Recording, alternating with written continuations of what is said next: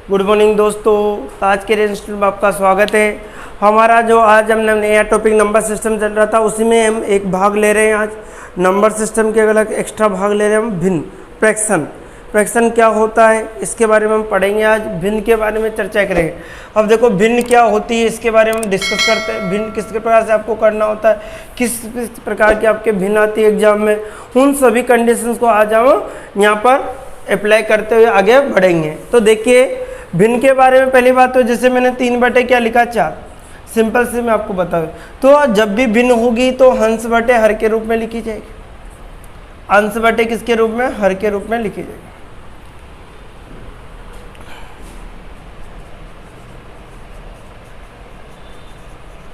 ठीक है, फ्रैक्शन। ठीक है, भिन्न के अकॉर्डिंग हम अंश बटे हर के रूप में लिखी जाएगी। अर्थात किसी भी संख्या को अंश बटे हर के रूप में हम लिखते हैं तो किसका काम करते हैं, भिन्न। अब भिन्न अलग अलग प्रकार के वो रिप्रेजेंट करते हैं कि किस प्रकार की भिन्न है, किस प्रकार की भिन्न, इन सारी चीज़ों के बारे में हम भिन्न करते हैं। तो हम देखते हैं सबसे पहले भिन्न के बारे में, उचित भिन्न। ठीक है, कौन सी भिन्न के बारे में करते हैं, पहले भिन्न के प्रकार में उचित भिन्न,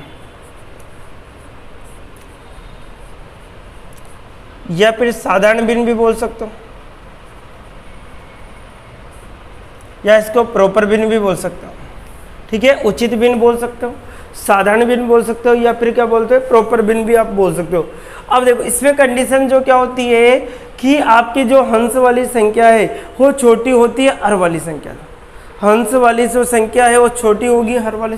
जैसे मैंने 3 बटे 4 लिखा, 1 बटे 2 लिखा, 8 बटे मैंने 7, 8 बचे कितना लिख दिया, 15 लिख दिया, 3 बटे 19 लिख दिया, 20 बटे 37 लिख दिया, कुछ भी मान लिया। अब देखो उचित भिन्न में क्या होता है कि हंस छोटा होता है अर्थ। क्या होता है, हंस छोटा होता है कैसे, अर्थ से। इसे हम कहते हैं उचित भिन्न। कौन से भिन्न कहेंगे, उचित भिन्न कहेंगे, जिसमें इसको साधारण भिन्न कहते हैं या प्रॉपर भिन्न के नाम से भी इसको जानते हैं। जिसका हंस छोटा है वह उचित है, जिसका हंस छोटा है वो उचित है। इसी प्रकार से जो दूसरी भिन्न होती है इम्प्रॉपर भिन्न, अर्थात अनुचित भिन्न। अनुचित भिन्न, अनुचित भिन्न के या इसको विषम भिन्न के वाले, विषम भिन्न के नाम से भी जानते हैं। ठीक है, अनुचित या विषम भिन्न के नाम से। अब देखो अनुचित भिन्न या विषम भिन्न होती क्या है, देखिए सब। अगर देखिए यहाँ पर अंश बड़ा अंश छोटा था हर से, अब यहाँ पे क्या हो, अंश बड़ा होगा हर छोटा होगा, अंश बड़ा होगा हर छोटा होगा। 7 बटे मैंने से लिखा, यहाँ अंश बड़ा है हर क्या है, छोटा। यहाँ पर हंस क्या है, छोटा। यहाँ पे हंस क्या है, बड़ा। ठीक है, हंस बड़ा तो अनुचित, हंस छोटा तो उचित। ये ध्यान रखिए आप लोगों। जैसे मैंने 11 बटे कितना लिख दिया, 9। मैंने 19 बटे कितना लिखा, 8 लिख दिया, 5 लिख दिया, कुछ भी मान लीजिए। तो जिसका हंस बड़ा है वह अनुचित होगी, जिसका हंस छोटा है वह उचित होगी। तो ये जनरली 2 प्रकार की जो भिन्न है उसके बारे में सीखें। अब देखो इसके आधार पर और भी भिन्न इनके मिक्स करके बनाई होती हैं। मेन जो भिन्न होती है 2 उचित और अनुचित होती है। अब इसके आगे अगर हम देखें तो देखो होते आते आपके मिश्र भिन्न, जिसे आप बोलते हो।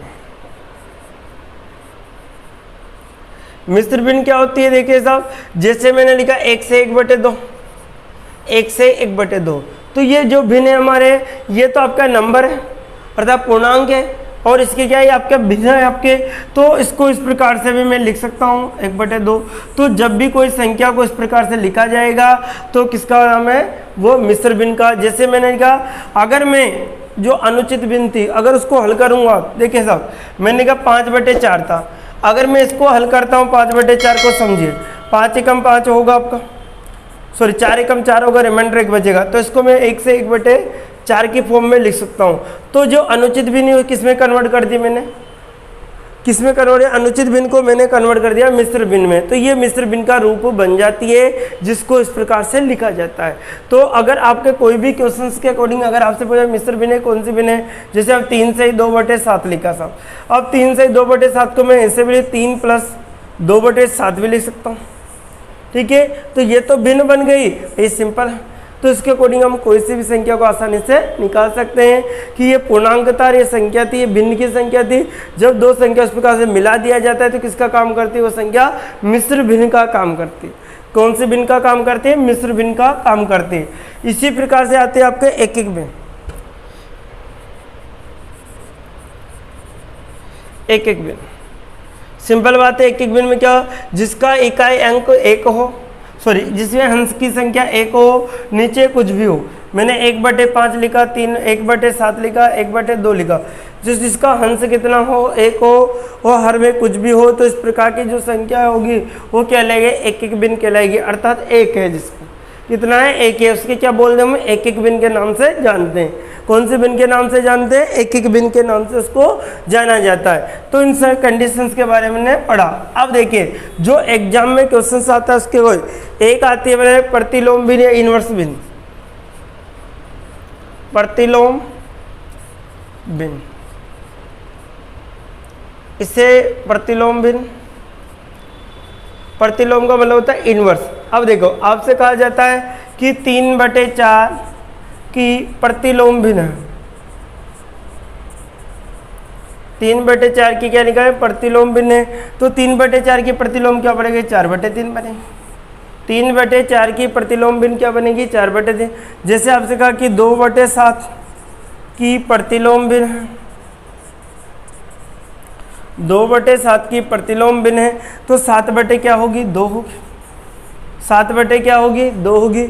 मेरे से कहा गया कि 8/5 की प्रतिलोम भिन्न है, तो क्या लिख दूंगा? 5/8। अतः इनवर्स का भिन्न का प्रतिलोम का मतलब क्या होता है? उल्टा होता है। तो किसी भी आपसे पूछा है कि प्रतिलोम भिन्न बताए, तो आप आसानी से बता सकते हो। इसी प्रकार से एक और कंडीशन हमारे आती है कि आपकी प्रतिरूप या इसके कौन समरूप वाली भिन्न आती है। प्रतिरूप या समरूप, प्रतिरूप और समरूप के अकॉर्डिंग क्या होता है? देखिए सब, प्रतिरूप यह क्या है? समरूप। प्रतिरूप या क्या निकालेंगे हम? समरूप के बारे में देखो। प्रतिरूप,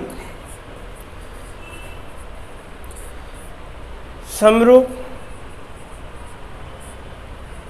या प्रतिरूप समरूप के अकॉर्डिंग देखिए। अब क्या है? इस प्रकार की भिन्न प्रतिरूप, प्रतिरूप समरूप का मतलब क्या होता है? देखिए, जैसे मैंने 4/5 लिखा, 4/, तो जो भिन्न दे रखी मेरे लिए 4/5, इसी का जैसा रूप वाली जो संख्या होगी वो उसका क्या कहलाती है? प्रतिरूप कहलाती है या समरूप कहलाती है। देखिए साहब, अब जब अंश में इससे इसको 2 से गुणा किया और हर में भी मैंने इसको 2 से गुणा किया, अंश में 2 से गुणा किया तो कितना मिलेगा? मेरे को 8 मिलेगा। हर में जब 2 से गुणा किया तो कितना मिला? 10। जब मैं इस संख्या को वापस 2 से काटूंगा तो मुझे प्रारंभिक संख्या अगर मिल जाती है तो मैं कह दूंगा ये कौन सी भिन्न हमारी प्रॉपर, सॉरी क्या नाम से, समरूप है या प्रतिरूप भिन्न है। जैसे आपसे और भी देखिए, मैंने लिखा था 4/5 ही था। अब इसको मैं 3 अंश को हर से 3 से मल्टीप्लाई, 3 चौक 12 हो गया, 3 पंजे 15 हो गया। तो देखिए साहब, अब जब मैं इसको 3 से काटूंगा तो मुझे वापस वही संख्या मिलेगी, ये वाली संख्या मुझे मिलेगी। तो इसका क्या है? प्रतिरूप भिन्न। जरूरी नहीं हंस और हर में हमेशा एक ही सेम संख्या से मल्टीपल होना चाहिए, अलग अलग से नहीं होना। तो जैसे मेरा 4/5 था, ऊपर आपको 6 से गुणा हो गया, नीचे भी 6 से गुणा हो गया, तो 6 होगा कितना हो गया? 24 हो गया, और कितना हो गया? 30 हो गया। तो इसके अकॉर्डिंग इसको जब मैं इसको काटने के बाद जो संख्या मिलेगी वापस मुझे 4/ क्या मिल जाएगी? 5 ही मिल जाएगी। तो इस प्रकार की जो कंडीशंस होती है उसे हम प्रतिरूप या समरूप कहा जाता है। उससे प्रतिरूप या क्या कहा रहा है? समरूप। अर्थात प्रतिरूप का मतलब मेरी जैसी शकल, इसकी जैसी शकल वाला, अर्थात सेम शकल वाले के बारे में चर्चा ही कर रहे हैं। तो इस प्रकार के जो क्वेश्चन है उसको आपको करने होंगे। जैसे और क्वेश्चन अगर हम ले लें, जैसे 4 7/, कितना है? 3 है सब। अब इसका प्रतिरूप निकालना है, जैसे ये 5 से मल्टीप्लाई, ये भी 5 से मल्टीप्लाई, 7 पंजे 35 हो गया, 7 पंजे 15। जब आप इसको काटते हो, काटने के बाद वापस ये संख्या अगर मिलती है तो हम कह देंगे कौन सा प्रतिरूप है। इसके एक भिन्न के जो हैं 7/3 के बहुत सारे प्रतिरूप हो सकते हैं, क्योंकि हंस और हन में 2 से मल्टीप्लाई हो सकती है, 3 से मल्टीप्लाई हो सकती है, 4 से मल्टीप्लाई हो सकती है, 5 से मल्टीप्लाई हो, 6 से, इसी प्रकार से किसी भी संख्या से। लेकिन हंस और हर में समान संख्या से मल्टीपल होगी तभी हम क्या कहेंगे? वो संख्या कौन सी होगी? आपकी प्रतिरूप होगी, अर्थात क्या होगा? समरूप होगी। ये सारी कंडीशंस के लिए अप्लाई होती है समरूपता के अकॉर्डिंग। और अगर हम देखें, जैसे हमने ये चीज़ें, जैसे मैंने एक क्वेश्चन ले लिया कि आपके क्वेश्चन था जैसे आपके 8 बटे कितना गया 7 ही था, सिंपल सा क्वेश्चन था। अब साहब ये 3 से मल्टीप्लाई ऊपर और 3 से 8 दिया कितना था 24 था और 7 दिया कितना था आपका 21 था। तो अंश बटे हर के रूप में हमने लिख दिया है। अब देखिए साहब इसको जब मैं 3 से काटूंगा तो वापस मुझे वही संख्या मिलेगी, वही प्रतिरूप ना, तो इसकी शकल वाला ये, इसकी इमेज वाला, इसकी जैसी शकल वाला बोलते हैं हम, आप जैसी शकल वाला मैंने वहाँ देखा था। तो ये सारी कंडीशंस के अकॉर्डिंग अप्लाई होती है, ये सारी कंडीशन ही इसके अकॉर्डिंग अप्लाई होती है और इसको आप आसानी से ज्ञात कर सकते हो। तो इस प्रकार की कोई भी अगर कंडीशंस बनती है तो समरूप या प्रतिरूप के अकॉर्डिंग आप आसानी से निकाल सकते हो। अब देखिए एक और मैं आपको कंडीशंस बता दूं कि अवरोही और अवरोही क्या होता है। एक तो होता है आरोही, एक होता है अवरोही। बहुत सारे बच्चे कंफ्यूज रहते हैं आरोही अवरोही के चक्कर। तो आपको याद रखना है कि जिसमें 3 अक्षर है वो छोटा है, अर्थात छोटे से बड़ा, छोटे से क्या होगा बड़ा होगा। जिसमें 3 अक्षर है क्या है छोटा है। अब अवरोही, अवरोही में कितने 4 अक्षर है, जो जिसमें 4 अक्षर है वो बड़ा है, अर्थात बड़े से छोटा। कभी भी आप नहीं भूलोगे, बड़े से छोटा। ये कंडीशंस अगर आपको याद कर ली, कभी भी आपके दिमाग में कोई गलत चीज़ नहीं आएगी और आप आसानी से याद रखोगे कि आरोही का मतलब क्या होता है छोटे से बड़ा। आरोही अवरोही में कंफ्यूज नहीं होना। आरोही जिसमें 3 अक्षर है वो छोटा है, जिसमें 4 अक्षर है वो क्या है बड़ा। जिसमें 3 अक्षर है वो क्या है छोटा है, जिसमें 4 अक्षर है क्या है बड़ा है। तो इस कंडीशन के अकॉर्डिंग आप आसानी से कर सकते हैं।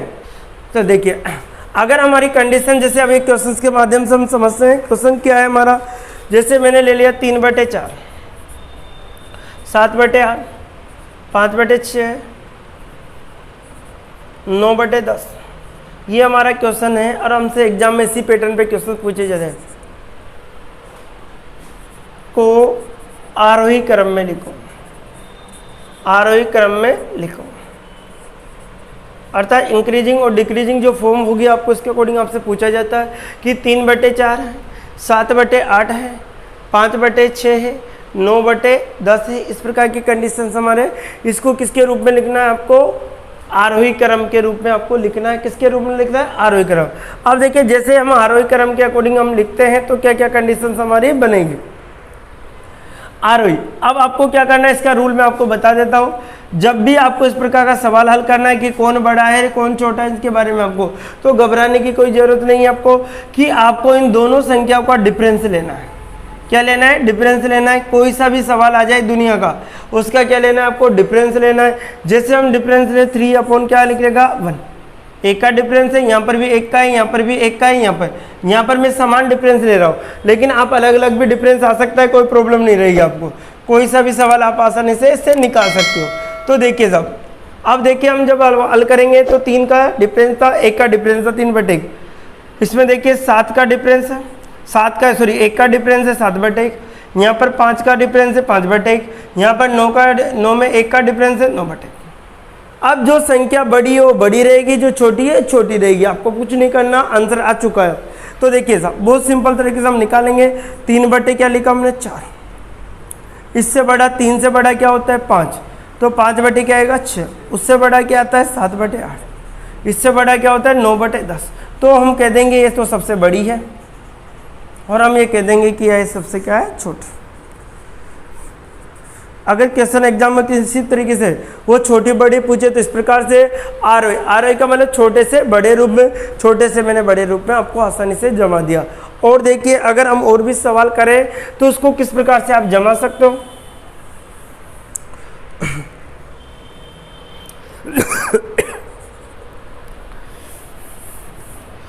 जैसे आपके 11/3, 9/ आपने लिख दिया 11, 7/9 लिख दिया, 5/7 लिख दिया और 11/3 लिख दिया, 11/ आपने लिख दिया 14। ये आपके ठीक है। अब देखिए साहब अब डिफरेंस के अकॉर्डिंग से आपको वही कंडीशन आपको अप्लाई करनी है। तो देखो 9/11 था, 7/9 था, 5/7 था, 11/14 था। इस कंडीशन के बारे में अब जैसे आपको वही क्या करना है डिफरेंस ढूंढना है। कितने का डिफरेंस 2 का, यहाँ पर भी कितने का 2 का, यहाँ पर भी कितने का है 2 का, लेकिन यहाँ पर कितने का है 3 का। ठीक है। आपको डिफरेंस अलग है, कुछ भी आपका नियम वही फॉलो करना है। अब देखो 9 बटे कितना बनेगा 2, यहाँ पर देखिए 7 बटे कितना बनेगा 2, यहाँ पर देखो 5 बटे कितना बनेगा 2, 11 बटे कितना बनेगा 3। हमेशा डिफरेंस का भाग देना होता है, किसका भाग देना हो, डिफरेंस का। अब मैं इसको क्या लिखूंगा 4.5 लिख सकता हूँ, इसको मैं 3.5 लिख सकता हूँ, इसको 2.5 लिख सकता हूँ।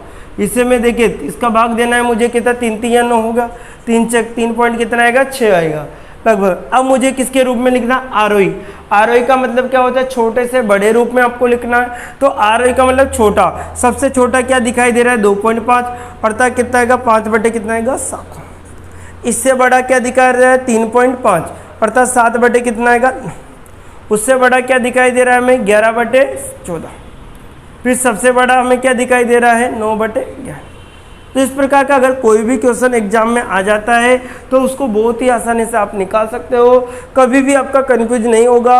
अब एग्जाम में अंदर जो आपसे पूछता है कि सबसे बड़ी संख्या बताओ और सबसे छोटी संख्या बताओ, तो ये तो सबसे बड़ी बन गई हमारी, और जो संख्या नेक्स्ट है ये सबसे छोटी बन गई साहब, ये सबसे छोटी संख्या बन गई, और ये क्या बन गई हमारी सबसे बड़ी संख्या।